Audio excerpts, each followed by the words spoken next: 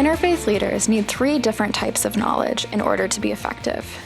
We've discussed the value of appreciative knowledge and how it impacts our attitudes and relationships with people who orient around religion differently. We've also seen some highlights of the extensive history of interfaith cooperation in the United States. That history has paved the way for the robust interfaith movement that is happening across the country today. The third piece of the interfaith leadership knowledge base is much more personal. When someone begins to identify as an interfaith leader, it is important that they understand what, from their own religious or ethical tradition, calls them to do this work. Interfaith leaders do this by developing an explicit ethic or theology of interfaith cooperation. This is the third piece of the knowledge base of interfaith leadership. An ethic or theology of interfaith cooperation draws from key sources within one's religious or ethical tradition and interprets them in a way that articulates the need for and worthiness of positive relationships with people of other religious traditions.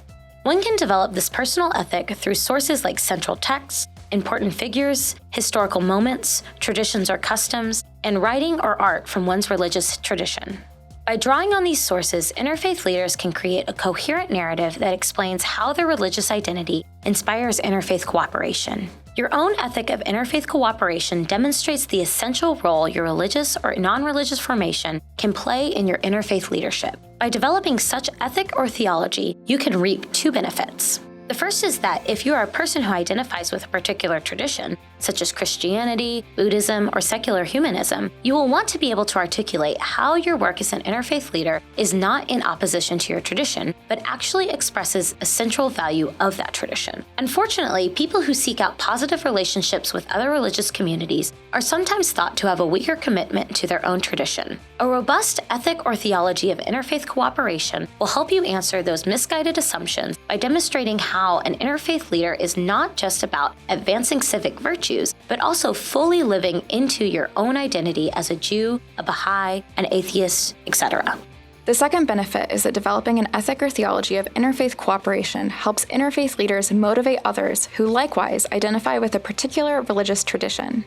By proudly claiming your particular religious or non-religious identity, claiming the mantle interfaith leader, and deftly articulating how the latter flows organically from the former, you give implicit permission to others to do the same.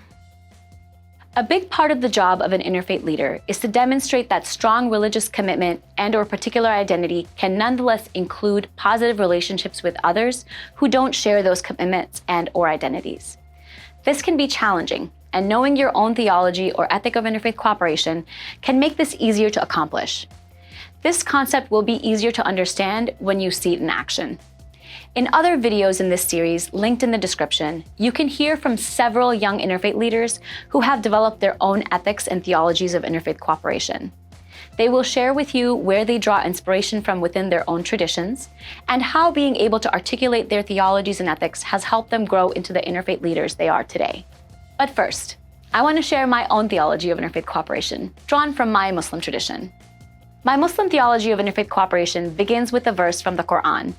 "We have created you, male and female, and made you into nations and tribes, that you may know one another." This verse speaks to me because it articulates the value in difference and the importance of reaching out and working with others. I also draw inspiration from particular stories in the life of the Prophet Muhammad, peace be upon him.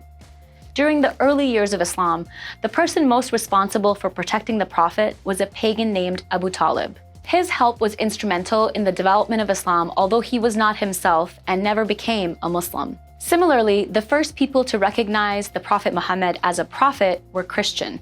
There was Bahira, a Christian monk who noticed that the Prophet Muhammad had a mark of prophethood when he was just a boy. And there was Waraka, who after Prophet Muhammad's incredible experience on Mount Hira, explained to him and his wife, Khadija, that what the Prophet Muhammad had experienced was God's revelation. These are just a couple of examples of where I draw inspiration for interfaith cooperation from my Muslim tradition.